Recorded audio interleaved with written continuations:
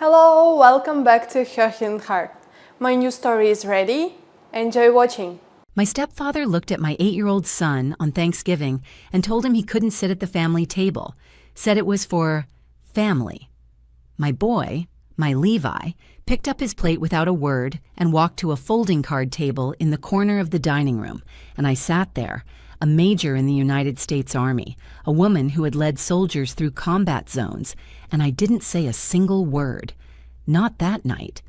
But less than a month later, I stood in my mother's kitchen, looked her straight in the eye, and told her, "One more word from your husband about my son, and there would be no more nice civil talks.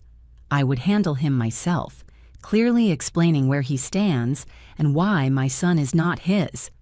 Do you understand?" My mother just stared at me with her mouth open. So let me tell you how a decorated Army officer ended up ready to take apart her own stepfather piece by piece. It started on that Thanksgiving. My name is Roxana Bush. I'm 34 years old and I'm a major in the United States Army. I serve as the executive officer of a forward support battalion at Fort Liberty, North Carolina, which means I'm the second in command of about 550 soldiers. I've been in for 12 years, commissioned through ROTC right out of college at 22, 2 combat deployments, a Bronze Star. I've briefed generals, managed multi-million-dollar logistics operations, and once kept a supply convoy moving through a sandstorm that turned the sky the color of burnt copper. I say this not to brag. I say it so you understand that I am not a woman who panics easily. I'm not a woman who acts without a plan, and I am absolutely not a woman you want to cross when it comes to my child. Levi is 8. He's the kind of kid who sits at the kitchen table for 2 hours, gluing tiny pieces of a model airplane together and doesn't make a sound. He reads books 2 grade levels ahead. He says yes, ma'am, and no, sir, without being reminded. His father, a civilian named Toby I dated when I was 24,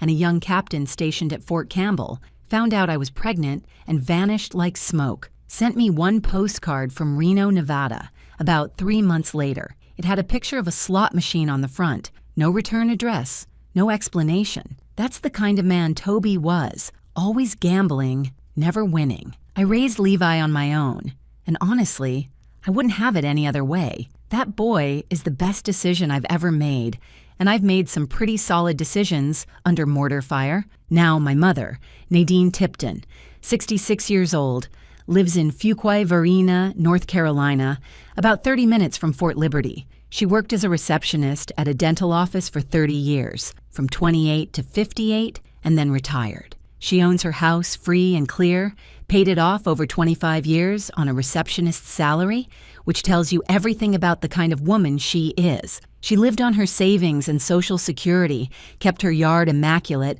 went to church on Sundays, and was quietly, stubbornly independent. But she was also lonely. 8 years of living alone after retirement will do that. And 3 years ago, she met a man named Vernon Tipton at a church picnic. He brought her flowers. He fixed her porch railing that same weekend. He called her darling and told her she was the most beautiful woman at the potluck, which, no disrespect to my mother, was a crowd of about 40 people, and most of them were over 70. So the competition wasn't exactly the Miss America pageant, but it worked. She fell for him, hard. They got married after 7 months of dating. I had reservations. I always do. It's the officer in me. But I wanted my mother to be happy. She'd spent so many years alone. Who was I to stand in the way of that? So Vernon moved into her house, and he brought 2 things with him: a lazy boy recliner, the size of a small aircraft carrier, and opinions about absolutely everything. Both were oversized. I swear that recliner had its own gravitational field. Once Vernon sank into it, nothing on earth could move him.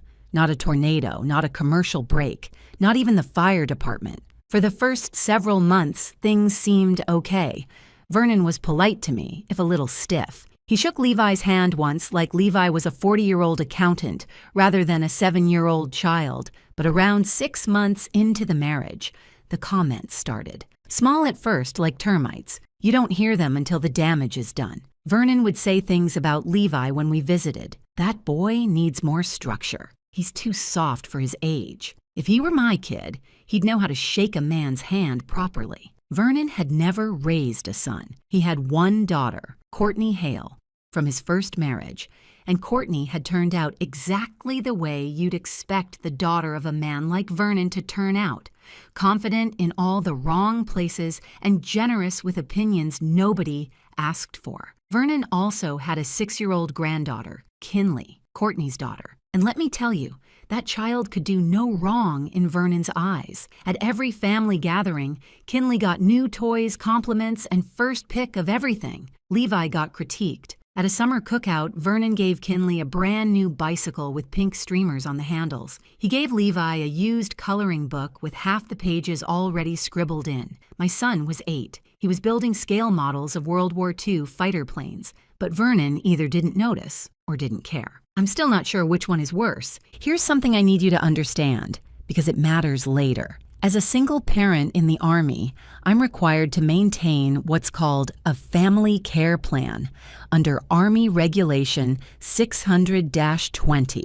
It's a legal document that designates a caregiver for my child whenever I'm called away. Deployments, field exercises, emergency operations. My designated caregiver had been my mother for years. She lived 30 minutes away. She adored Levi, and the arrangement worked like clockwork. If that plan fell apart, if I couldn't guarantee that Levi had a safe, stable place to go, I'd face administrative action. That's not a slap on the wrist. That can end a career. So when Thanksgiving came around and we all gathered at my mother's house, Vernon, Nadine, me, Levi, Courtney, her husband Travis, and little Kinley, I thought it would be like every other family dinner. A little tense, a little awkward, but survivable. The turkey was carved.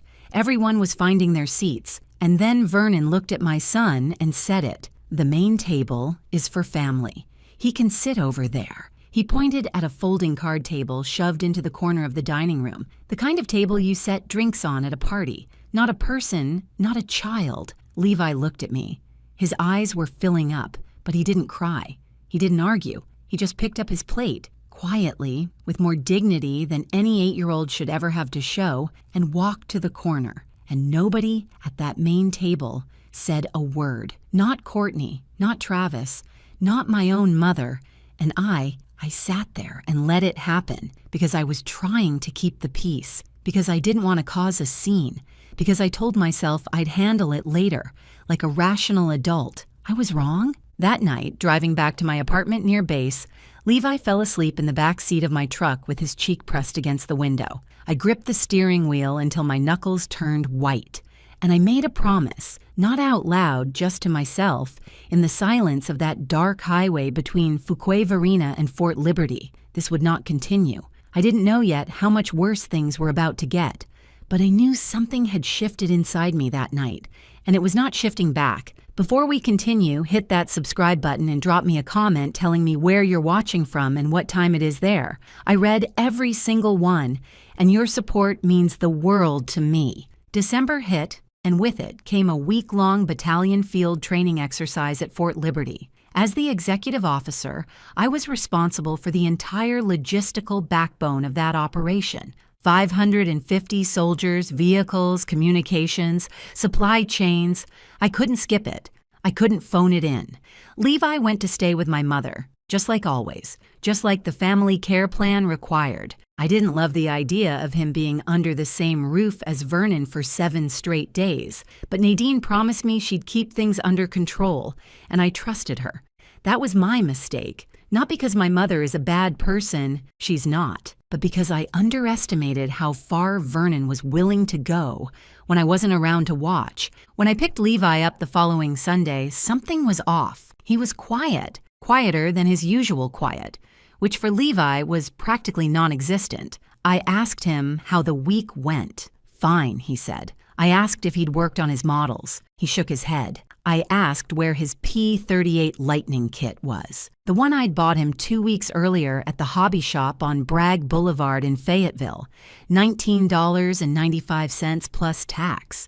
He told me Vernon threw it away, because Levi had left a mess on the kitchen table, 3 small plastic parts and an instruction sheet. That was the mess. Vernon Tipton, a 61-year-old man who hadn't washed a single dish since the Clinton administration, had decided that 3 model airplane pieces on a table were a crisis of household discipline that required immediate intervention. I called my mother that evening. She told me Vernon was just trying to teach Levi responsibility. I asked her, since when does a man who leaves his reading glasses, his TV remote, and his half-empty soda cans on every flat surface in the house get to lecture an 8-year-old about tidiness? She went quiet. She always went quiet when I had a point she didn't want to admit to. Around the same time, Vernon's daughter Courtney started showing up more often. She began dropping off Kinley at my mother's house 3, sometimes 4 days a week. Free daycare. Nadine never said no. It's not in her nature. But while Courtney was getting her childcare subsidized by my mother's good heart, she was also planting seeds. She told Nadine that maybe Levi should be evaluated by someone, that he seemed a little withdrawn, that he wasn't like other boys his age. This coming from a woman whose own daughter once threw a full-body tantrum in a Target because the shopping cart wasn't pink enough. That tantrum lasted 11 minutes. I know because Courtney told the story at Easter like it was charming. But sure, Levi, the kid who reads chapter books and builds scale model aircraft and says please and thank you to strangers, he's the one who needs professional evaluation. Meanwhile, Vernon was tightening the noose from another angle. He started suggesting to Nadine that Levi shouldn't come over as much, that the boy overwhelmed her. Overwhelmed. My polite, quiet, self-contained son who could occupy himself in a room for 3 hours without making a sound. Apparently that child was too much for a grown man who spent his days in a recliner, watching fishing shows to handle. And then I found out what Vernon was doing outside the house. A neighbor of my mother's, a woman named Barbara Pennick, who I'd known since elementary school, called me one evening and said she thought I should know something. Vernon had been telling people at Ridgecrest Baptist Church that Levi was a troubled boy from a broken home, and that Vernon was doing his best to straighten him out. He was performing fatherhood for the whole congregation, playing the devoted grandfather figure for a child who wasn't his, while the child's actual mother, a Bronze Star recipient who had led soldiers in 2 combat deployments, was being framed as some woman who couldn't raise her own kid. I don't think my blood pressure had ever reached those numbers outside of a firefight. I drove to Fouquet Varina the next day, walked into my mother's house without calling first. Vernon was in his lazy boy. Of course he was. That's where Vernon existed, planted like some kind of sedentary king on a microfiber throne, remote in one hand, opinion in the other. I asked my mother to step into the kitchen with me. She followed. I closed the door, and I looked her straight in the eye, standing in the same kitchen where she taught me to make cornbread when I was 9, and I said what I'd come to say, not shouting, not shaking, calm and measured, the way I deliver a mission brief to a room full of officers who outrank me. One more word from your husband about my son, and there will be no more nice, civil talks. I will handle him myself, clearly explaining where he stands and why my son is not his business. Do you understand? My mother cried. She told me Vernon meant well. She said I was being too aggressive, which was honestly something because I'd just spoken more calmly than I had all week. And that week included a conversation with a supply sergeant who'd misplaced $14,000 worth of night vision equipment. But apparently standing up for my child made me the aggressive one in this house. Then she said the words that landed hardest. He's my husband, Roxana. Not forever, not with cruelty, but in that moment, she chose him. The man she'd known for 3 years over the daughter she'd raised for 34. I drove back to base. And that same week, Levi said something to me that came close to cracking the wall I'd spent 12 years in the Army building. He was sitting on the edge of his bed in his pajamas, legs dangling, not looking at me. And he told me very quietly that he didn't want to go to Grandma's house anymore. Vernon had told him that real boys don't play with toy planes, and that he needed to grow up and stop acting like a baby. My son is 8 years old. He's supposed to play with toy planes. That is literally what childhood is for. I sat down next to him on that bed and put my arm around him, and told him there's nothing wrong with building things, that creating something with your hands and your brain is one of the smartest things a person can do at any age. He leaned into me. I don't think he fully believed me yet. That night, after Levi fell asleep, I sat at my kitchen table and stared at the wall. If my son wouldn't go to Nadine's house, or if it wasn't safe for him there with Vernon around, my family care plan was finished. I'd need to find a new designated caregiver near Fort Liberty within weeks, someone the Army would approve, or I'd face administrative action. My next field exercise was 6 weeks out, and here was the timing that made everything worse. My brigade commander had just told me that I was being considered for resident selection to the Command and General Staff College at Fort Leavenworth, Kansas. That's the competitive course the Army sends its top-performing majors to, the ones they're grooming for higher command. He told me I was tracking for a top block officer evaluation report, a most qualified rating, the highest you can get. But he also told me to stay focused and stable. The Army sees everything, and I was sitting there with a crumbling family care plan, a stepfather who was systematically destroying my family, and a son who didn't want to visit his own grandmother. That's the thing about being a single mom in the military. You carry 2 rucksacks at all times, one on each shoulder, and you never, ever get to put either one down.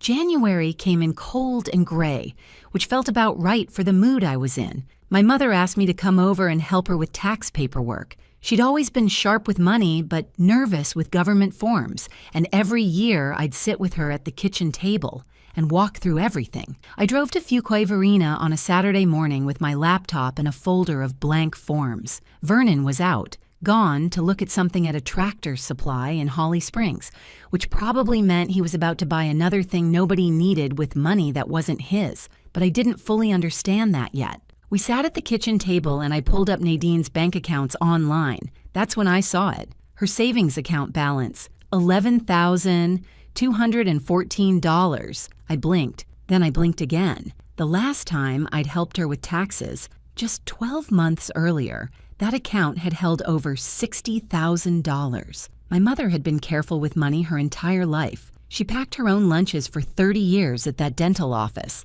She drove the same Buick LeSabre for 11 years before trading it in. She built that savings balance one careful dollar at a time, and it was supposed to carry her through the rest of her life. I asked her where the money went. She got flustered, fidgeted with her reading glasses, said they'd had some expenses. What expenses, Mom? Well, Vernon bought a base fishing boat back in October, $6,800 currently sitting in the driveway under a blue tarp, unused. He bought a zero-turn riding mower, $4,200, for a lot that's barely a quarter acre. You could mow that yard with a push mower and a podcast. There was a $189 Yeti cooler, a set of Callaway golf clubs, $1,400, new boots, new clothes, a subscription to some streaming fishing channel I didn't even know existed, and my mother couldn't remember the rest. Just other things. The man owned a $189 Yeti cooler and had nothing to put in it except 3 Budweisers and a leftover ham sandwich. That cooler cost more per beer than a night at the Ritz-Carlton. Nobody was laughing. I drove home that afternoon and something in my brain shifted. Not just anger. I'd been angry for weeks. This was something colder, something more focused. The same feeling I get when a logistics problem hits my desk and the numbers don't line up. When something's wrong in a supply chain, you don't guess, you trace the data. So that's what I did. I started with public records. Vernon always told people, my mother, the church, anyone who'd stand still long enough, that he was a retired regional manager from Pep Boys, the auto parts chain, like he'd overseen an entire territory. Important, successful. I made one phone call to Pep Boys Corporate Human Resources and asked for employment verification on Vernon Tipton. What I learned, Vernon had been an assistant store manager, one location, Wilmington, North Carolina. Not regional anything, not a manager of managers, just an assistant at one store. And he didn't retire. He was terminated 4 years ago. The HR representative couldn't give me the official reason, but the 3-second pause before she said, "I'm not able to discuss the circumstances of separation," told me everything I needed to hear. One phone call. That's all it took to collapse the first lie. And in my experience, both military and personal, when one lie collapses, there's always another one right behind it. So I dug further. Court records found Vernon's divorce filing in Lee County, Florida. First wife, Donna Jessup, Fort Myers. Marriage lasted 4 years. Ended 6 years ago. I found a working phone number through a public records search and called her on a Tuesday evening. What Donna told me made my stomach physically drop. Same story, the same exact story. Vernon met Donna at a community cookout. Charming, helpful, fixed things around her house. Called her sweetheart. They got married. He moved into her home, a home Donna owned outright. Within a few months, the spending started. Over 4 years, Vernon drained nearly $40,000 from Donna's accounts. He was controlling with her teenage son, Tyler. Told the boy he was useless. Overruled Donna's parenting decisions. Tried to impose his own rules in a house that wasn't his. And then, just like with my mother, Vernon had himself added to Donna's bank accounts. And then her deed. By the time Donna finally gathered the courage to throw him out, she had to hire an attorney just to reclaim her own house. Donna said one thing that I will never forget. He doesn't stop. He keeps going until there's nothing left to take. The house, the savings, the dignity, all of it. And then she said, "Quieter, I wish someone had done this for me when it was happening." Donna agreed immediately to provide a written statement and make herself available by phone. She didn't hesitate for even a second. That night, I checked the property records for my mother's house in Wake County, and my heart stopped. 6 months earlier, right around the time I first noticed Vernon getting bolder, more confident, more openly controlling, he had convinced Nadine to add his name to the house deed, the house she paid off over 25 years on a dental receptionist's salary, the house she scraped and saved and sacrificed for, one careful paycheck at a time. Vernon Tipton's name was now on that deed. He told her it was just for protection, in case something happened to her. Protection. That word tasted like poison. I sat at my kitchen table that night, Levi asleep down the hall, a folder of printed documents in front of me.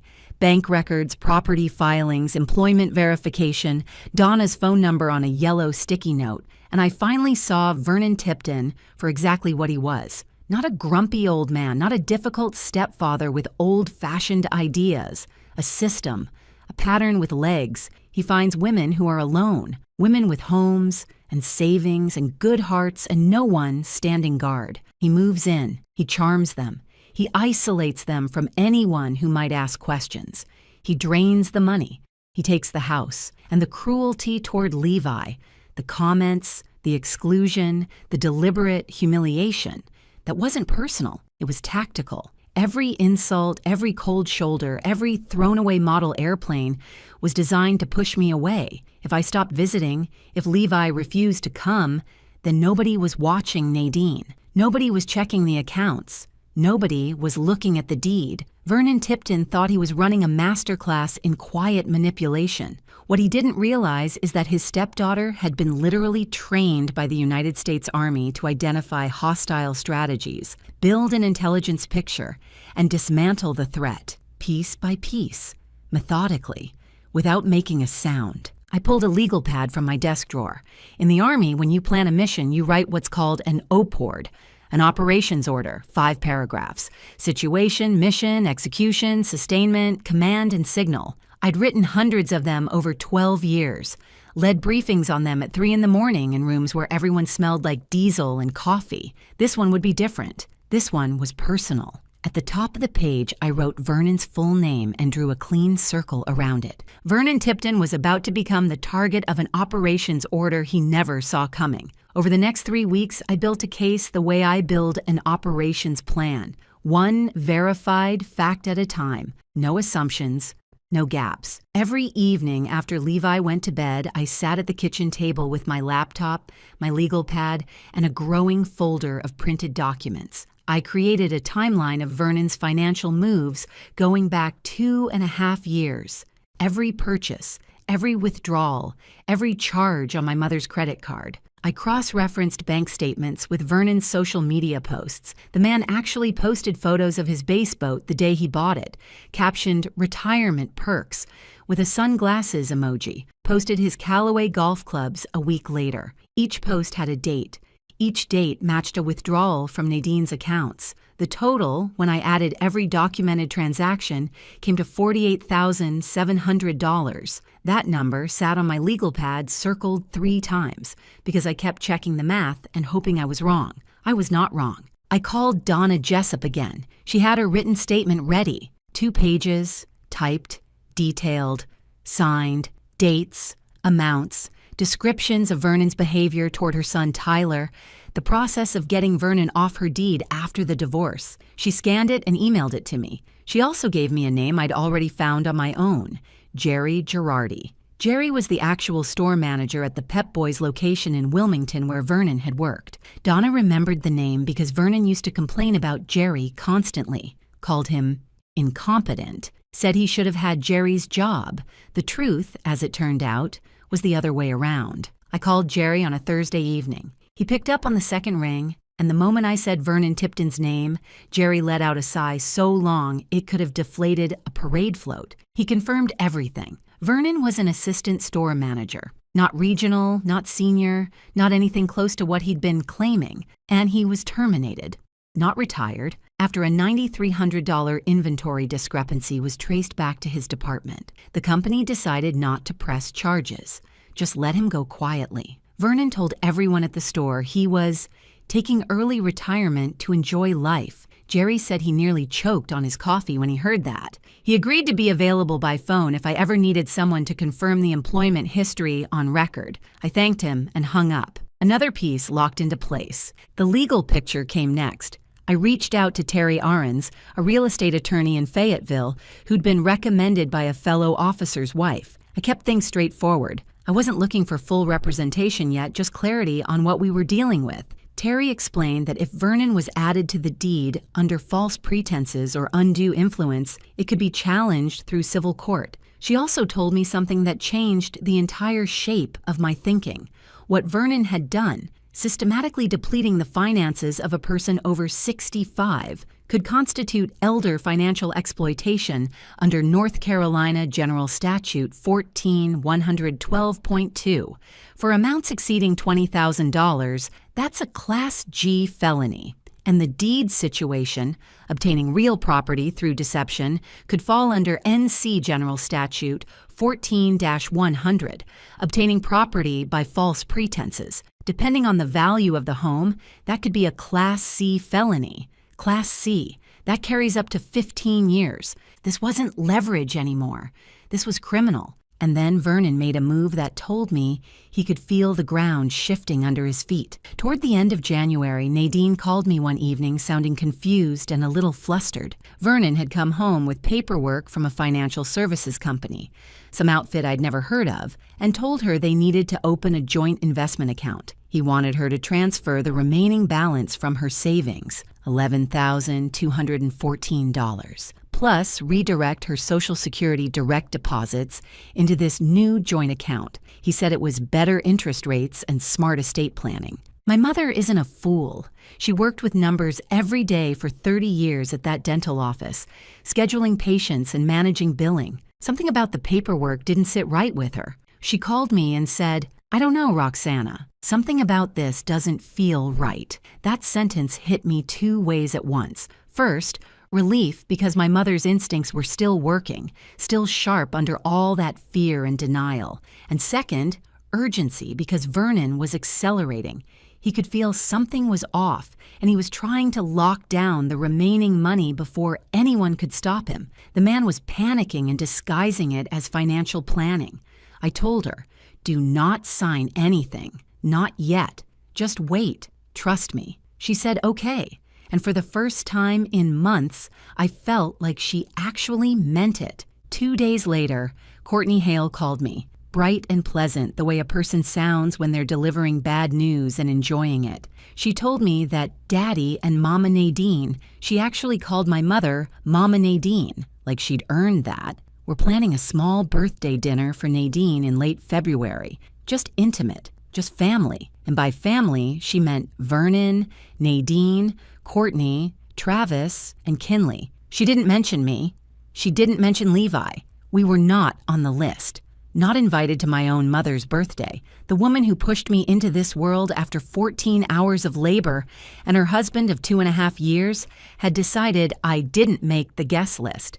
Vernon Tipton had the audacity of a man who brings a folding chair to a concert and sits himself down in the front row. I thanked Courtney for letting me know, hung up and sat in my truck in the Fort Liberty parking lot for a full 5 minutes with my hands on the steering wheel, breathing. Here's where a different person might have done something dramatic.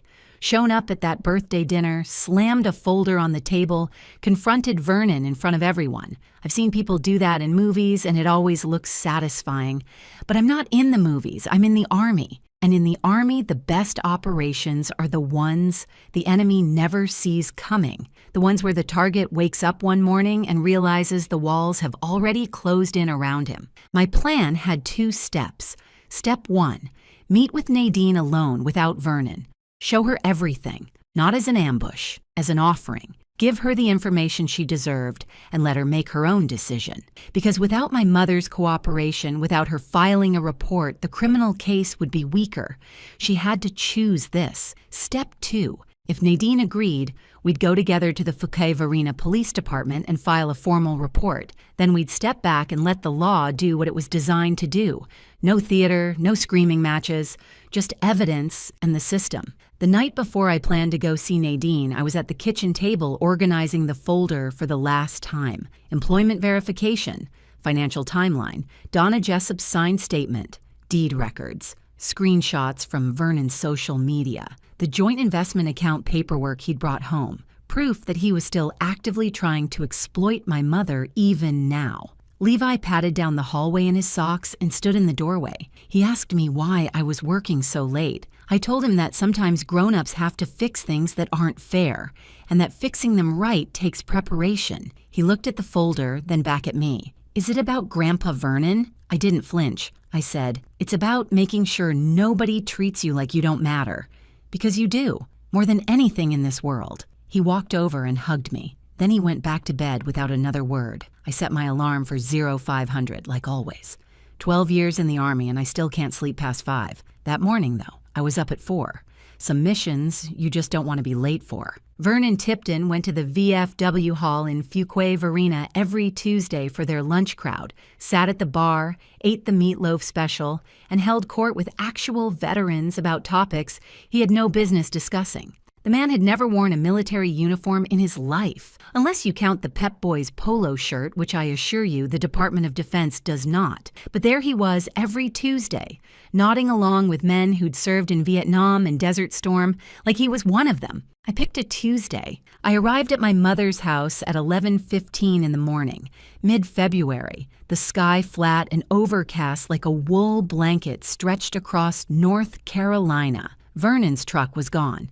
Good. I parked in the driveway next to the tarp-covered fishing boat and walked to the front door with my folder under my arm. Nadine opened the door and looked surprised, then immediately worried. She could tell from my face that this wasn't a casual visit. Mothers always can. I asked if we could sit at the kitchen table. She put on a pot of coffee. Because my mother's response to everything from a rainy afternoon to the collapse of civilization is to put on a pot of coffee. And we sat down across from each other. I started gently. I didn't raise my voice. I didn't accuse. I said, Mom, I need to show you some things, and I need you to look at all of it before you say anything. Can you do that for me? She nodded. Her hands were wrapped around her coffee mug like she was bracing for something. I opened the folder. First, the employment lie. I told her that Vernon was not a retired regional manager from Pep Boys. He was an assistant store manager at one location in Wilmington. He didn't retire. He was fired. A $9,300 inventory shortage was traced to his department. I had the employment verification. I had Jerry Girardi's contact information if she wanted to hear it firsthand. Nadine didn't speak. Her jaw tightened. This was the story Vernon had told her when they were dating. The successful, responsible man who'd managed an entire region and retired comfortably. It was the foundation she'd built her trust on, and I'd just pulled it out from under her. Second, the money. I laid the timeline on the table. Every purchase, every withdrawal, every credit card charge matched to dates and amounts. The fishing boat, $6,800. The riding mower, $4,200. The golf clubs, $1,400. The Yeti cooler. The boots. The streaming subscriptions.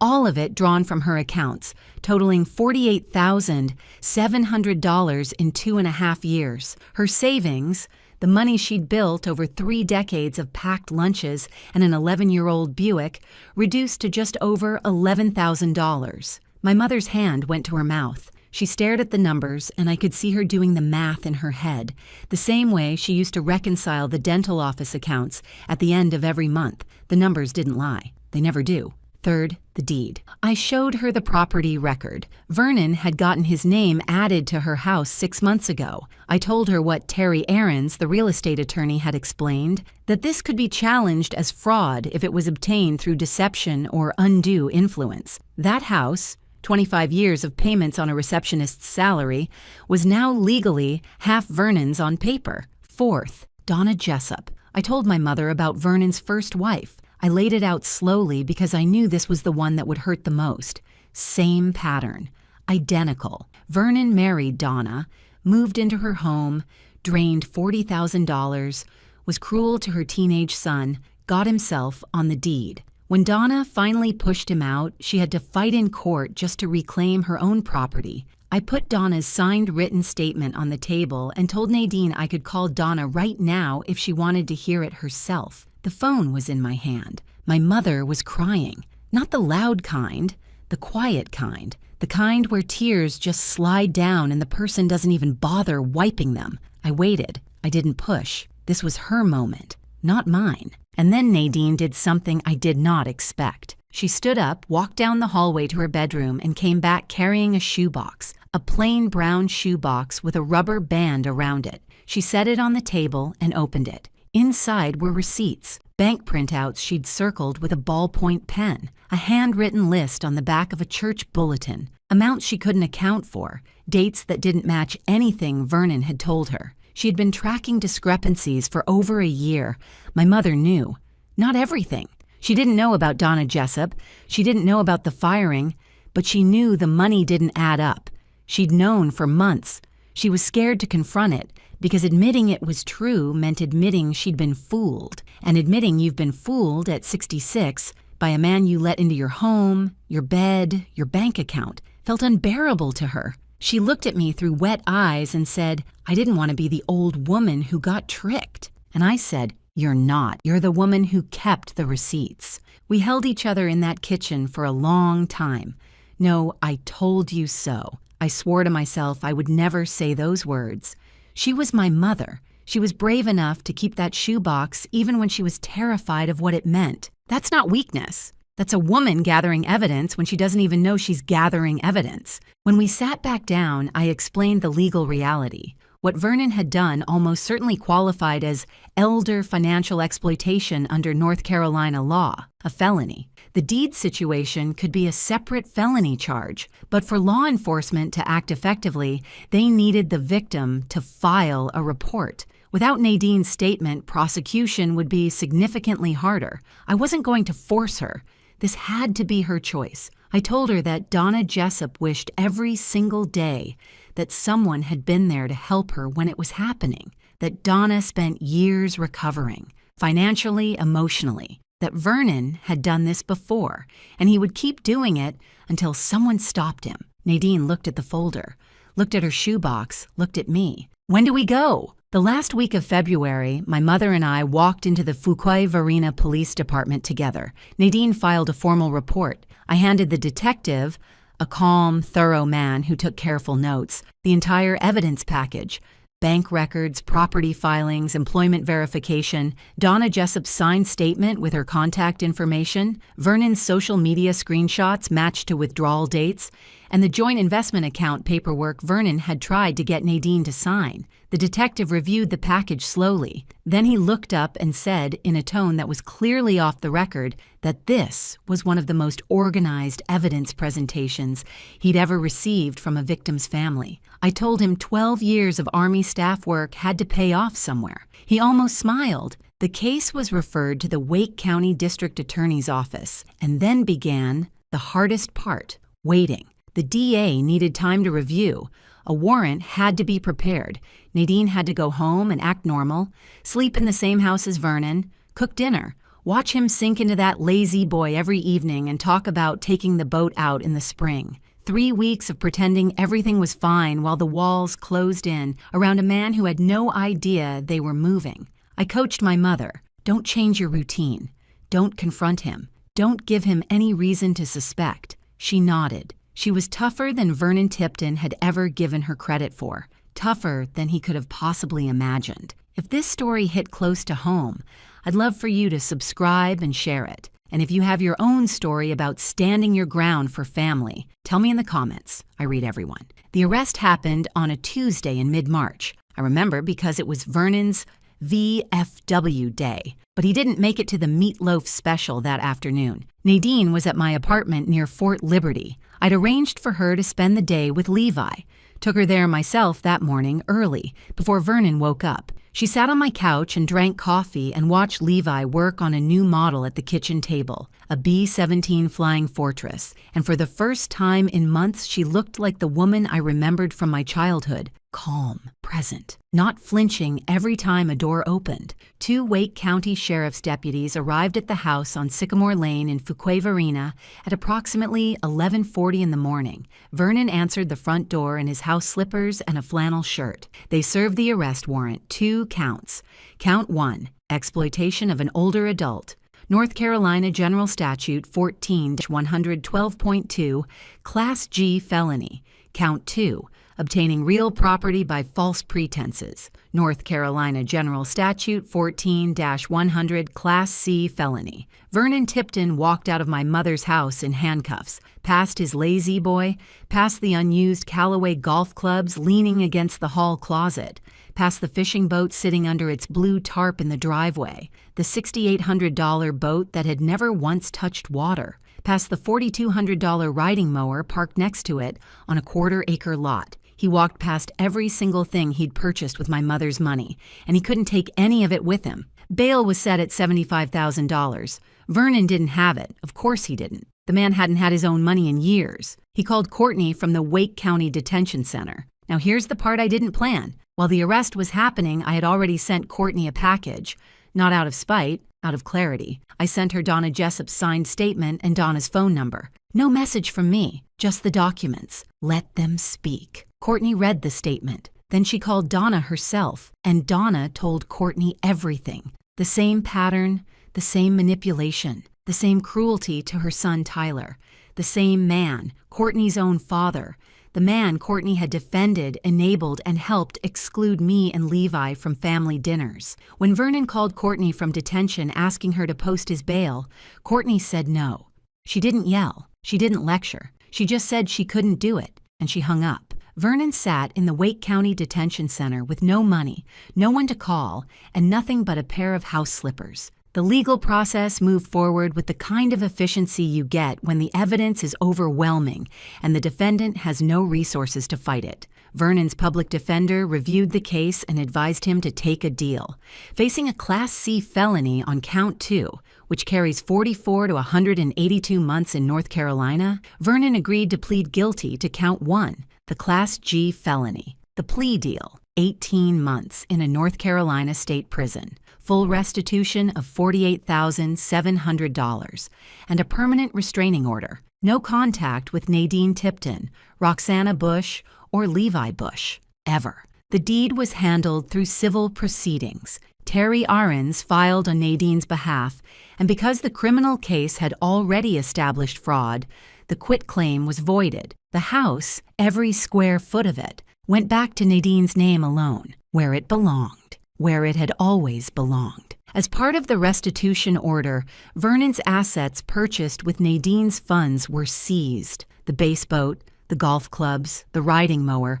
That boat sat in the driveway for 8 months and never once touched water. Kind of poetic, honestly. Just like Vernon.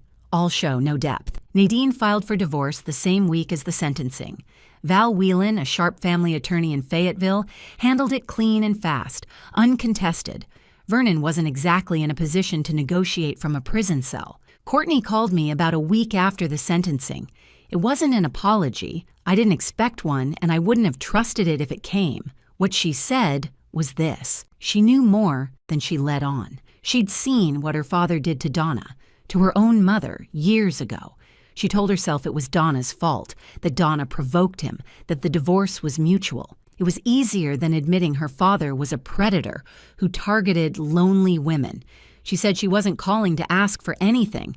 She just wanted me to know that she wasn't going to pretend anymore. I said, okay, and that was it. We haven't spoken since. Some chapters don't need a long ending. They just need to close. Levi started going back to Grandma's house.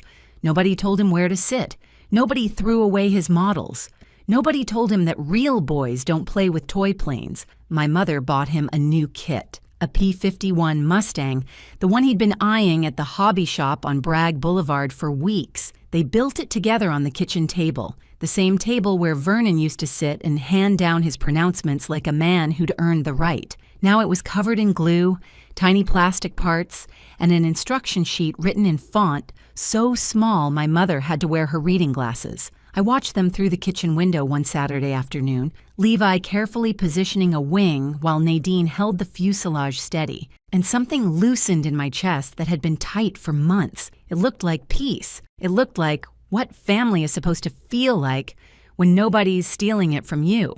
2 months after the sentencing, I received the notification I'd been waiting for. Selected for CGSC resident at Fort Leavenworth, Kansas, Command and General Staff College, the course the Army sends its best majors to, the ones they're investing in for senior leadership. My brigade commander called me personally, told me I'd earned a top block officer evaluation report, most qualified, told me I was one of the strongest officers in the brigade. I thanked him and hung up and sat in my truck for a minute, because sometimes good news needs a quiet moment before it feels real. My family care plan was solid again. Nadine, in her own house with her name on the deed, her savings slowly rebuilding, and her grandson safe at her kitchen table. Funny thing about clearing the noise out of your life, suddenly you can hear yourself think, and when you can think clearly, you perform at your best. I keep my savings in a separate account nobody else can touch, by the way. 12 years in the Army taught me that. One account for bills, one for emergencies, and one that nobody knows about. Not my mother, not my chain of command, not anyone, because you never know when the ground is going to shift, and when it does, you need to be standing on something solid. Thank you so much for staying with me through this one. I've got more stories just like this already waiting on your screen. Go ahead and tap one, and I'll meet you right there. See you in the next story. My husband told me he was leaving for New York for a 2 years work assignment. Enjoy the new story. My husband of 7 years kissed me at the departure gate of Wilmington International Airport on a Sunday morning in April, told me he loved me, and walked towards security with a rolling suitcase and the olive green duffel bag I'd helped him pack the night before. He turned once, waved, mouthed the words again. I love you. I waved back, tears running down my face, chin trembling, the whole performance. And it was a performance, because those tears were not sadness. They were 14 days of swallowed rage leaking out of me in the only way I could allow. I knew exactly where Mason Dunlap was going. I knew who was waiting for him in a 2-bedroom apartment on 5th Avenue in Park Slope, Brooklyn, with new throw pillows and a set of matching bath towels, and the $375,000 sitting in our joint savings account at Brunswick County Federal Credit Union had about 3 hours left before it disappeared from his reach forever. I'm Harper Pennington. I'm 33 years old. I work as a title examiner at Cape Fear Title and Escrow in Wilmington, North Carolina, and for the past 7 years I believed I had a good marriage to a man named Mason Dunlap. Quiet, stable, maybe a little boring in that comfortable way marriages get when you've been together long enough to stop pretending you enjoy each other's taste in television. Mason was a project engineer, or so I thought, at Stanton and Murdoch, civil engineering. Good salary, predictable hours. The kind of job where you come home smelling like blueprint ink and complain about county permits over dinner. We bought our house on Bristow Lane in Leland 5 years ago, a 3-bedroom ranch with a screened-in porch and a magnolia tree in the front yard that drops leaves like it's getting paid by the pound. I found that house myself on Zillow, negotiated the asking price down $16,000, and handled every piece of closing paperwork personally. I do this for a living. I examine property documents, flag inconsistencies, catch fraud before it costs someone their home. I spent my days looking for lies hidden in legal language. Turns out I should have been looking at the lies hidden on my husband's laptop. 8 weeks before that airport goodbye, Mason came home on a Wednesday evening looking more excited than I'd seen him in years. He said Stanton and Murdoch had chosen him to lead a 2-year bridge rehabilitation project in the Bronx. It was a massive career opportunity, more responsibility, better pay, a chance to prove himself on a high-profile job. He'd be based in New York, and they'd set him up in company housing in Midtown. We talked it through like adults. I'd stay in Leland, keep working, and we'd see each other once a month. It was temporary. 2 years would fly by. I cried that night. Real tears. That time.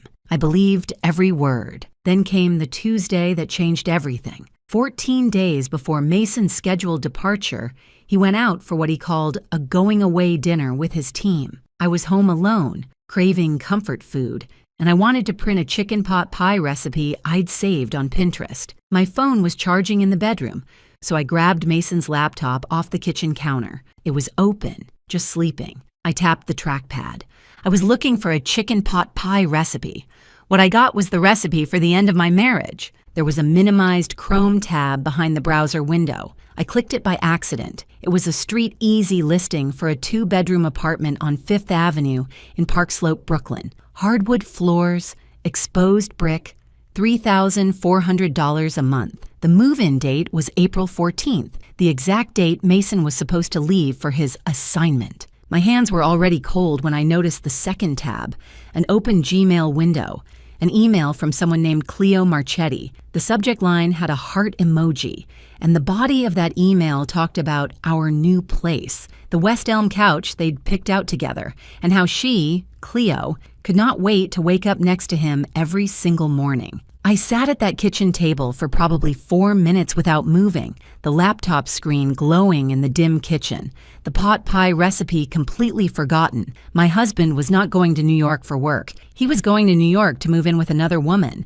and he'd looked me in the eyes over dinner, held my hand, and told me it was a career opportunity. Here's what I didn't do. I didn't scream. I didn't call him. I didn't throw anything. I work with documents. I examine evidence for a living. And every instinct I had told me the same thing. The person who has the paperwork wins. The person who reacts first loses leverage. I screenshotted everything. The Street Easy listing, the email, the Gmail account showing the sender's full name. I sent it all to my work email. Then I closed the tabs, put the laptop back exactly where it was, and opened Pinterest on my phone. I even printed the pot pie recipe, made it the next night. Served it to Mason with a smile. Best pot pie I ever made. He said it was delicious. Over the next 14 days, I became someone I didn't recognize. I found Cleo Marchetti's Instagram, public, because of course it was. Photos with Mason going back 14 months, restaurants, weekend getaways, selfies on a rooftop somewhere with the Manhattan skyline behind them. One photo from 6 months ago stopped me cold. Cleo wearing a gold pendant I'd never seen. Caption reading, "Someone spoils me." I could see enough of the pendant to know it wasn't cheap. I mapped Mason's work trips against Cleo's posted locations. Charlotte in September, Cold Spring in November. They matched like puzzle pieces. I told no one, except Tess Calloway, my best friend and co-worker at Cape Fear Title. And even Tess got the minimum. I sat across from her in the break room and said, "I need you to trust me for about 2 weeks and not ask questions." Tess looked at me, looked at my face, and said, "Whatever you need." That's the kind of friend she is. Meanwhile, I opened a personal savings account at the credit union. I researched divorce attorneys. I read everything I could about North Carolina equitable distribution laws. I prepared, and then came the airport. I drove Mason to Wilmington International that Sunday morning, helped him load his bags, hugged him in the terminal, smelled his cologne, the Armani I'd bought him for our 5th anniversary, now permanently associated with someone who wasn't me. He squeezed my hand and told me 2 years would be over before we knew it. I nodded, cried, waved, watched him disappear past the TSA checkpoint. Then I walked to the parking lot, got in my car, and drove straight to Brunswick County Federal Credit Union. I didn't go home first. Home could wait. This couldn't. I walked into the branch on Midtown Drive, sat down with a banker I'd worked with before, a woman named Patricia who always kept butterscotch candies on her desk, and transferred $375,000 from our joint savings account into my new personal account. Every cent. Patricia processed it without blinking. I was a joint account holder. It was my legal right. Then the whole thing took 20 minutes. 20 minutes to move 7 years of savings and my grandmother's entire legacy. That money, $258,000 of it, came from my grandmother, Irene Pennington. She died 3 years ago and left it to me. Grandma Irene lived in a small clapboard house in Burgaw, North Carolina, drove the same Buick LeSabre for 19 years, and once drove 40 minutes round trip to save 11 cents on a can of green beans. That money was a lifetime of discipline and sacrifice, and I had deposited it into our joint savings account because I trusted my husband. Irene always told me, never leave your money where your husband can find it. I should have listened 20 minutes after the wedding instead of 7 years later. From the credit union, I drove to the office of Nadine Albrecht, a divorce attorney on Oleander Drive in Wilmington who a colleague had quietly recommended. Nadine was calm, direct, and had the kind of handshake that told you she didn't lose often. I filed a petition for divorce and an emergency motion to protect marital assets. Nadine didn't flinch at any of it. She'd seen worse. That was both comforting and deeply depressing. My third stop was a phone call from Nadine's parking lot. Vic Delmonico, private investigator. Nadine recommended him. I sent Vic everything. Mason's flight itinerary, Cleo Marchetti's full name, the Park Slope apartment address. Vic said he'd start Monday. I drove home after that, walked into the quiet house on Bristow Lane, set my keys on the counter right next to where Mason's laptop had been sitting 2 weeks earlier.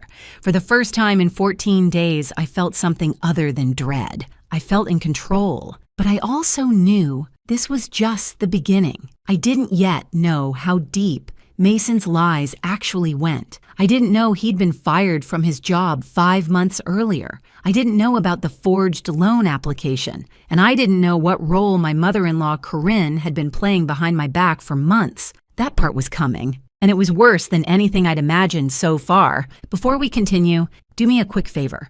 Hit that like button, subscribe, and tell me in the comments where you're watching from and what time it is right now. I read every single comment, and I love seeing where you all are. Thank you so much for your support. Mason called me his first evening in New York. He sounded upbeat, relaxed, like a man settling into an exciting new chapter. Told me the apartment was small but fine, that the team was already great, that the commute to the project site in the Bronx wasn't as bad as he'd expected. He said he missed me, said the bed felt too big without me in it. Every single word was a lie. The apartment wasn't company housing. It was the place he shared with Cleo Marchetti. There was no team, there was no project, and that bed he was sleeping in? It had a West Elm duvet that he and his girlfriend picked out together on a Saturday afternoon in Soho. But I played my part. I asked about his day, told him about a complicated title search at work, said I missed him too, said I loved him, hung up and sat on the edge of our bed, my bed now, staring at the wall, feeling like I'd swallowed a fistful of nails. I should have won an Oscar for those phone calls. Best actress in a long-distance marriage she'd already filed to end. Vic Delmonico started working on Monday and had results by Thursday. The man was efficient in a way that made you think he'd spent his military years doing exactly this kind of work, just in different countries. Within 5 days, I had my first batch of photos and documentation. Mason and Cleo, arm in arm, walking into a brownstone apartment building on 5th Avenue in Park Slope. Cleo carrying a reusable grocery bag from Key Food on 7th Avenue. Enough food for two. A shot of the building's intercom panel showing Dunlap/Marchetti on the buzzer for apartment 3R. Mason's name was on the lease. He wasn't visiting. He lived there. But the photos weren't the worst part. Vic checked employment records next. Public filings, company directories, professional licensing databases, and what he found made my stomach drop through the floor. Mason did not work for Stanton and Murdoch Civil Engineering. His name wasn't in the company directory. His professional engineering license hadn't been renewed. Vic's contact at the firm confirmed it quietly. Mason Dunlap had not been employed there for months. There was no bridge project in the Bronx. There was no 2-year assignment. The entire story was fabricated from scratch. My husband wasn't just cheating on me. He was unemployed and hiding it. The man who kissed me goodbye at the airport and told me his career was taking off didn't have a career at all. I spent that weekend going through every financial document I could access, with Nadine's guidance on what to look for.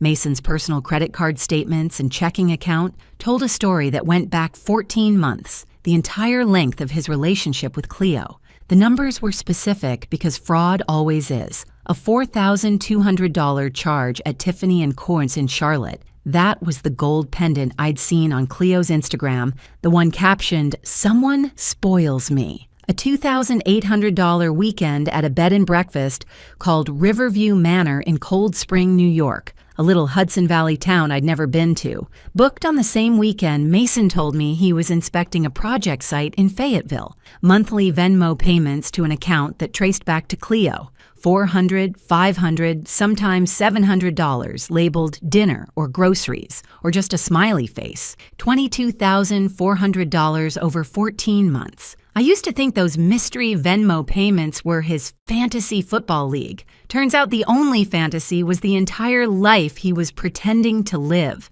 Then came the phone call that cracked the whole thing open even wider. Week 3, a Wednesday afternoon. I was at work when my cell rang. A Wilmington area code I didn't recognize. The voice on the other end introduced himself as Christian Ainsley, a project director at Stanton and Murdoch. He was looking for Mason. The company needed a laptop and a set of project binders returned. They'd been trying to reach Mason for months, and his phone went straight to voicemail. I kept my voice steady. Told Christian I thought Mason was in New York on an assignment for the firm. There was a pause, a long one. Then Christian said, very carefully, that there was no New York assignment. Mason had been terminated from Stanton and Murdoch 5 months ago. The reason, and Christian was clearly choosing his words, involved discrepancies in expense documentation. He assumed Mason had found work elsewhere. I thanked him, hung up, sat at my desk for a full minute without blinking. 5 months. Mason had pretended to go to work every single day for 5 months. That's over 100 mornings of putting on a button-down shirt, grabbing his laptop bag, kissing me goodbye at the front door, and driving to, where? A Panera Bread on Market Street? The parking lot of a Target? I still don't know where he went during those months, and honestly, I don't want to. The point is, he did it. 150-something days of walking out that door and lying to my face, and I never suspected a thing. That's either the greatest acting performance in the history of Brunswick County, or I was more trusting than any person should ever be. Probably both. That same week, something else happened that I almost missed. I called Corinne, Mason's mother, to keep up appearances. Standard check-in. I mentioned Mason was settling in fine, that he seemed busy with work. Corinne was unusually warm, chatty, almost cheerful, and then she said something that stopped me mid-sentence. Oh, good. Is he near that big park? He always did love being around green spaces. I hadn't mentioned any park. Mason's cover story placed him in company housing in Midtown Manhattan. There is no big park in Midtown, not the kind you'd casually reference, but Prospect Park.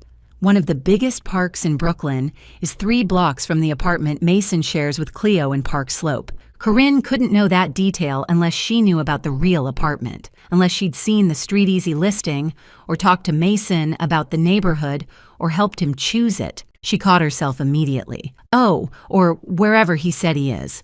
I always get these things mixed up. But the damage was done. You don't accidentally reference the specific geography of a neighborhood you've never heard of. Being betrayed by a husband, that's a kind of pain I was learning to carry. But finding out that his mother knew, that Corinne Dunlap, who'd sat across from me at Thanksgiving dinner 6 months ago and asked me to pass the cranberry sauce, had been helping her son plan his escape to another woman's apartment? That was a wound in a place I didn't know I had. I didn't say anything. I filed it away, same as everything else. The evidence was building, and I wasn't done collecting it yet. That Friday night, I broke. Tess came over with a bottle of Pinot Grigio and a bag of takeout from the Thai place on College Road. I sat at the kitchen table and told her everything, all of it. The laptop, the emails, Cleo, the fake job, Christian Ainsley's phone call, Corinne's slip, the PI reports, the money I'd already moved. Tess listened without interrupting,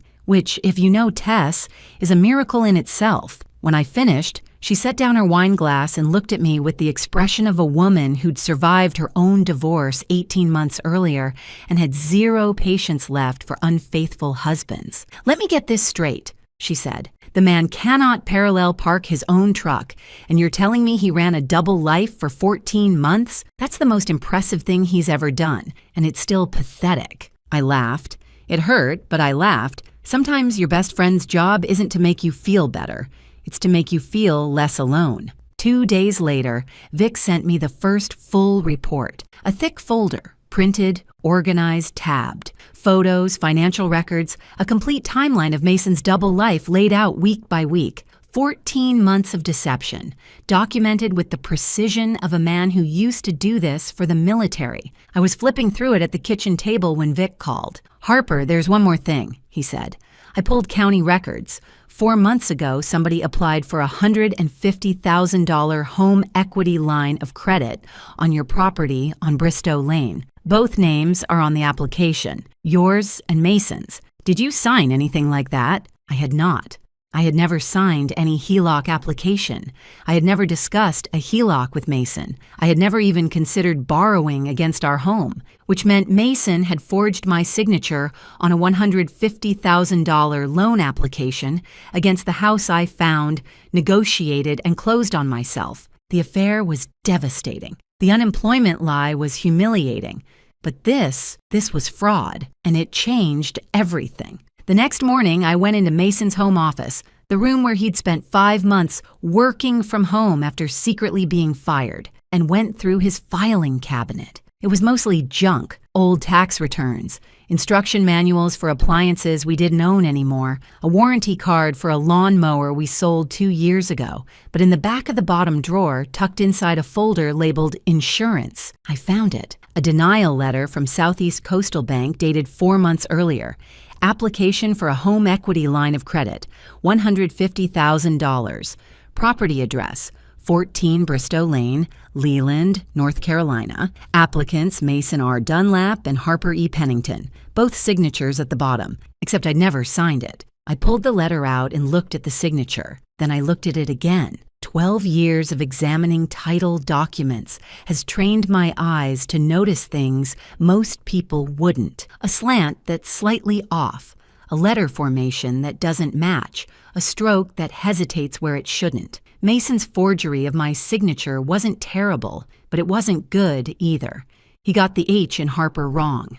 The crossbar was too high, and the tail curved the wrong direction. It looked like a drunk flamingo trying to do calligraphy. The bank's verification team caught the discrepancy between this signature and the one they had on file from our mortgage closing, and they denied the application. That denial saved us $150,000 in debt that Mason would have used to fund his new life with Cleo. I called Nadine immediately. She was quiet for about 5 seconds after I described the letter. And if you know Nadine Albrecht, 5 seconds of silence means she's already 3 moves ahead. She told me this was a game changer. Forging a spouse's signature on a financial application isn't just grounds for an unfavorable divorce settlement, it's potentially criminal, bank fraud, document forgery. And more importantly for our case, it proved premeditation. Mason didn't wake up one day and decide to leave. He'd been planning to extract money from our life together for months, trying different methods. When the HELOC failed, he invented the fake work assignment as Plan B. When Plan B got him to New York, Plan C was to slowly drain the $375,000 in joint savings by calling me every few weeks with excuses about project expenses and equipment deposits, manipulating me into approving transfers myself. That was his strategy. And it wasn't stupid. It might have worked if I hadn't found that laptop 2 weeks too early. Here's what keeps me up at night sometimes: the timing. Mason was planning to start requesting money from the joint savings around month 2 or 3. Small amounts first, $5,000 here, $8,000 there, with plausible work-related reasons. He figured I'd trust him.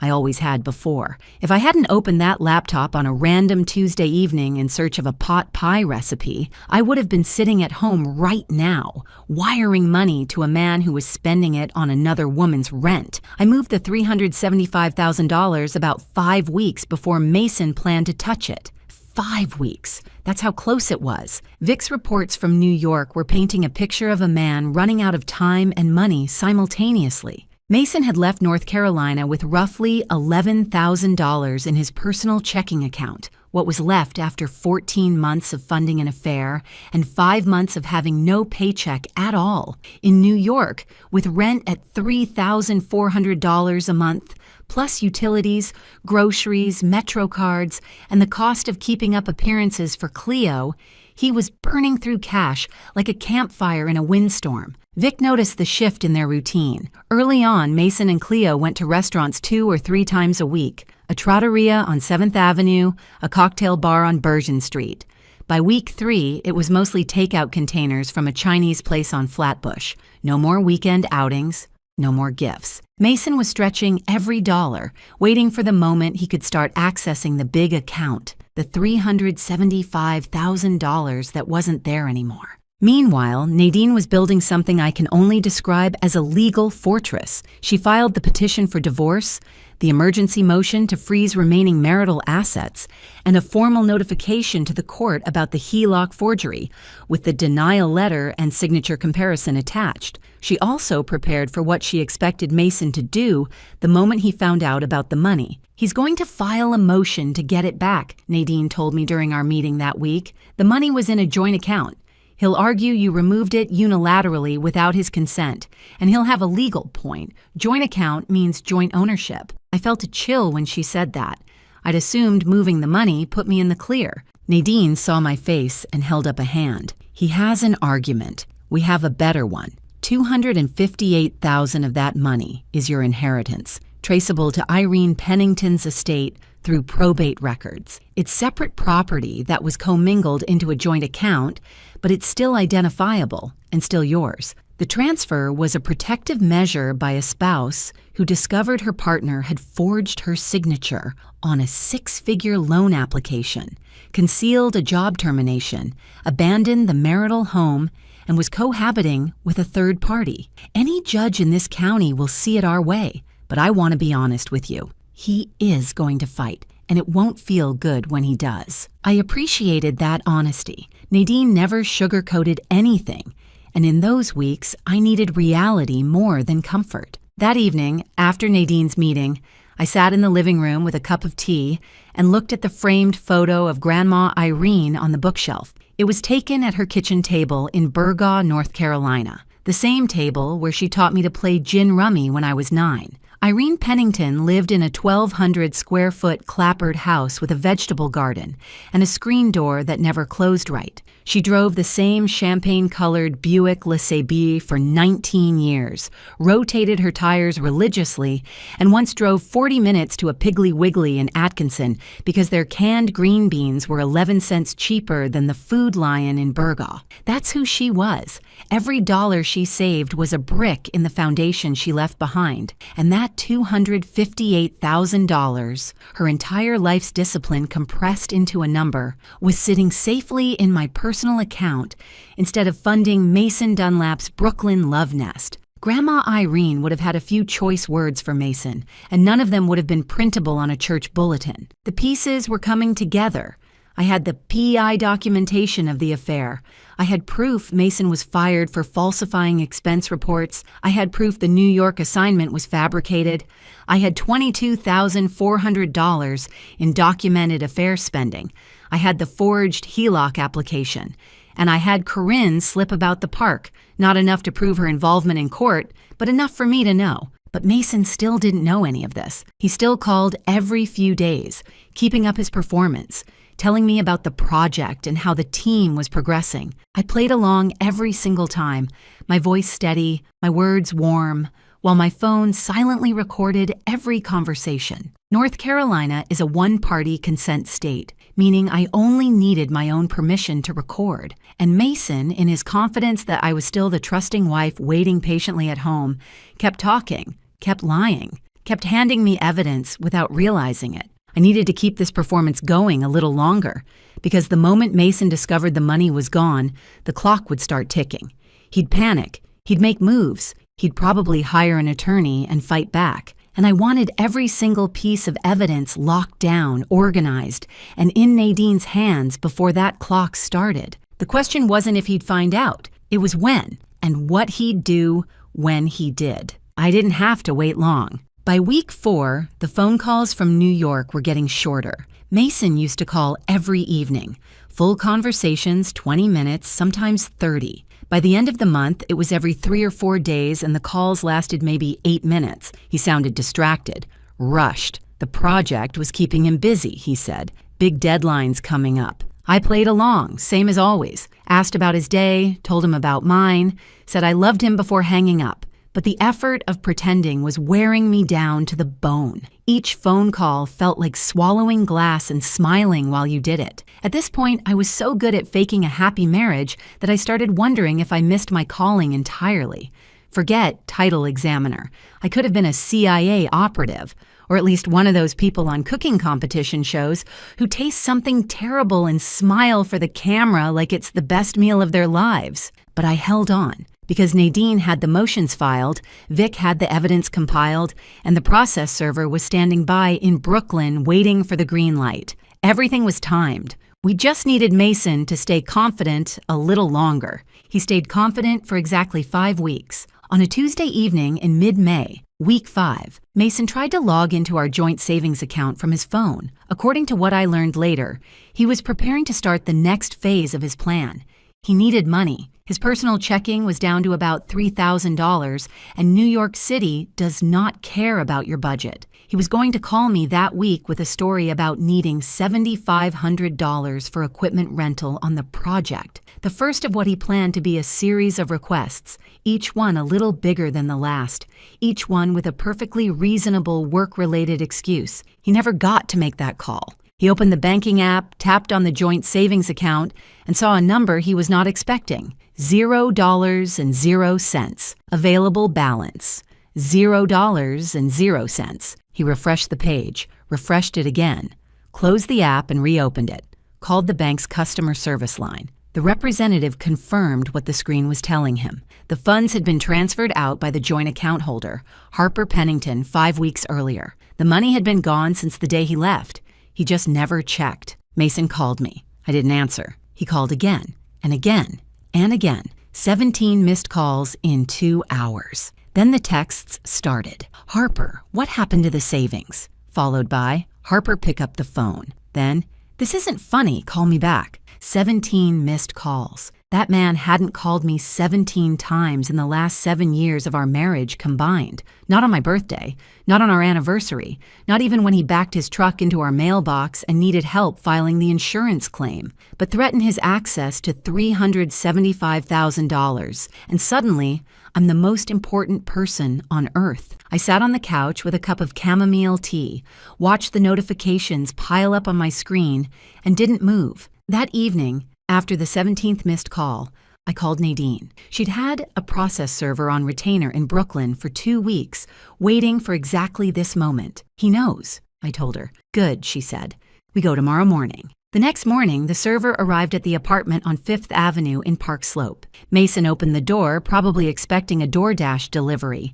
Instead, he received a manila envelope containing a petition for divorce, an emergency motion to protect marital assets, and a formal notice advising his legal counsel to contact the law office of Nadine Albrecht in Wilmington, North Carolina. Vic was parked across the street in a rented Nissan, documenting the whole thing. 2 hours after being served, Mason finally reached me. I answered this time, because I wanted him on the record. He was furious, panicked, cycling between threats and desperation like a man trying to steer a car with no brakes. He told me I had no right to take that money.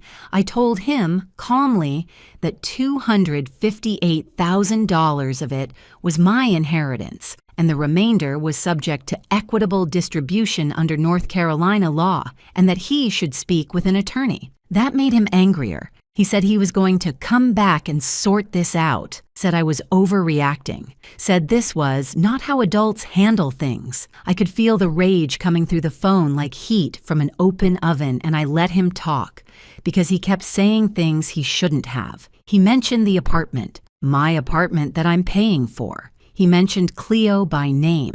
Cleo has nothing to do with this. And then the line that Nadine would later circle in red ink on the transcript. I need that money for rent, Harper. Do you understand that? You know that feeling when someone shows you exactly who they are and you realize you've been editing them in your head for years, cleaning up the rough edges, rounding off the sharp parts, giving them the benefit of every doubt. That phone call was the moment every edited version of Mason Dunlap collapsed, and the real version, the one who'd lied to me every day for over a year, who'd forged my name, who was now screaming at me because I'd protected my own grandmother's money, that version was ugly. I hung up and forwarded the recording to Nadine. One-party consent, every word admissible, but Mason wasn't done. I need to be clear about this. He was not a stupid man, and he did not give up. He flew back to North Carolina 2 days later, found a budget attorney from a small firm near the Brunswick County Courthouse, a guy named Lester, something who handled mostly DUI cases and property disputes, and filed an emergency motion to compel me to return the $375,000 to a court-controlled escrow account. His argument: the funds were in a joint account. I removed them unilaterally without his knowledge or consent, and I had no right to take all of it regardless of the source. And here's the thing. He had a point. Legally, a joint account belongs to both parties. Mason had standing to challenge what I'd done, and when Nadine called me to tell me about his motion, I felt real fear for the first time since this started. What if the court agreed with him? What if I had to put the money back? Nadine told me to breathe. She'd been preparing for this exact move since day one. The hearing was short, held in a conference room at the Brunswick County Courthouse, not a dramatic courtroom, just a judge, a clerk, 2 attorneys, and 2 people who used to share a bed and a mortgage. Nadine presented her argument with the precision of a surgeon. $258,000 was traceable separate property, inherited from the estate of Irene Pennington. Probate records attached. The transfer was a protective action by a spouse who had discovered that her husband forged her signature on a $150,000 HELOC application. Denial letter and signature comparison entered into evidence. Additionally, Mason had concealed his termination from employment, abandoned the marital home to cohabitate with a third party, and the recorded phone call demonstrated his intent to use joint savings for personal expenses related to the affair. Mason's attorney didn't have a counter for the HELOC forgery. That was the piece that broke his case. You can argue about joint accounts all day long, but when one spouse has forged the other's signature on a 6-figure loan application, credibility evaporates. The judge denied Mason's motion. The $375,000 stayed with me pending full equitable distribution. Mason's attorney packed up his briefcase so fast I thought the zipper was going to break. You know a case is bad when even the lawyer wants to leave the room before the air clears. Mason walked out of that courthouse with nothing. No money, no job, no legal leverage. He checked into a weekly rate motel off US 17 near Supply. $40 a night. The kind of place where the ice machine hasn't worked since the second Bush administration. But the story wasn't over, because two people were about to make moves that Mason never saw coming, and both of them were going to make his situation significantly worse. One was a 29-year-old marketing coordinator in Brooklyn who just started Googling her boyfriend's name. The other was his own mother. While Mason was sitting in a motel room in Supply, North Carolina, trying to figure out how his plan had collapsed, the dominoes were still falling, just in places he wasn't looking. Back in Brooklyn, Cleo Marchetti's life was unraveling in a different way. Mason had left abruptly, told her there was a legal emergency back home involving a property dispute with his ex-wife. He promised he'd be back in a week. That was 2 weeks ago. The rent was due, and Mason had stopped returning her calls with any consistency. When he did pick up, he sounded angry, distracted, and nothing like the confident, successful man she'd been living with. Cleo was not the kind of woman who sat around waiting for answers. She was a marketing coordinator at a branding agency in Soho. She researched things for a living.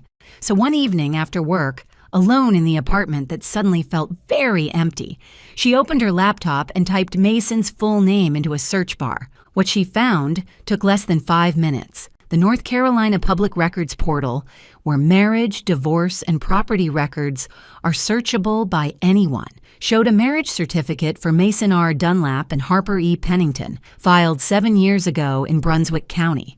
No corresponding divorce record, no separation filing until 6 weeks earlier. He was never divorced. He was never separated.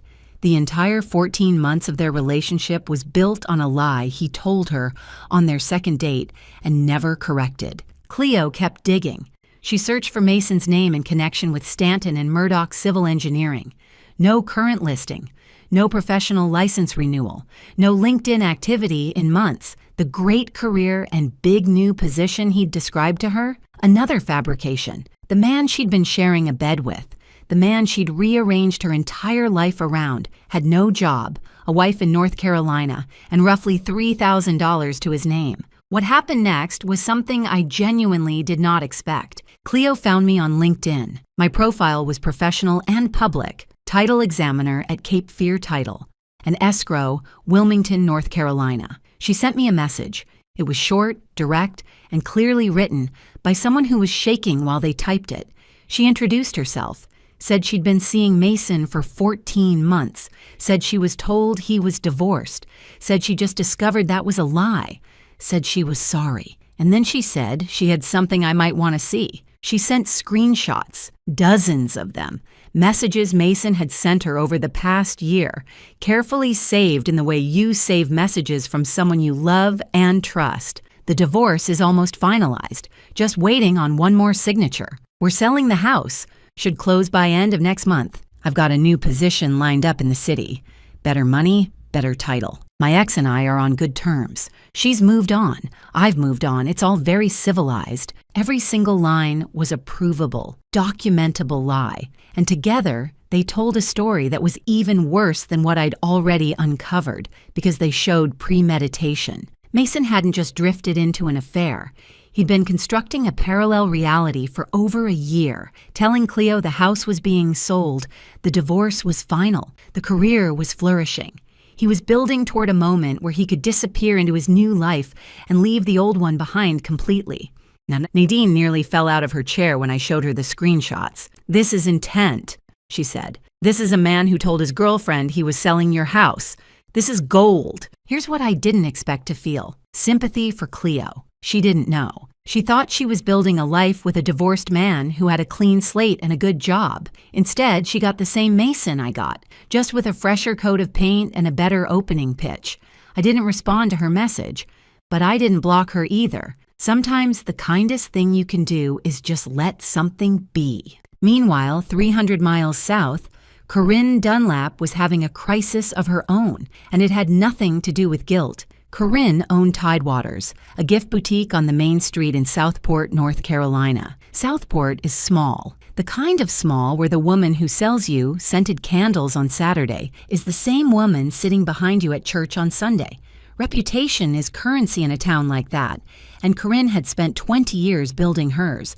When she learned, through Mason, during one of his increasingly desperate phone calls that the HELOC forgery had been flagged in the court filing and could be referred for criminal review, something shifted inside Corinne Dunlap, not toward remorse, toward self-preservation. If Mason's fraud became a criminal matter, anyone connected to his planning could be questioned, and Corinne had helped him find the apartment. She'd browsed Street Easy listings with him. She knew about Cleo. She knew the work assignment was a cover story. If that came out in a small town like Southport, her boutique, her social standing, her entire carefully maintained life would crumble. So Corinne did what Corinne does best. She protected herself. She called Nadine Albrecht's office, not to apologize, not to explain, to offer a written statement confirming what she knew, that Mason had told her he was moving to New York to live with another woman, that she had helped him search for apartments online,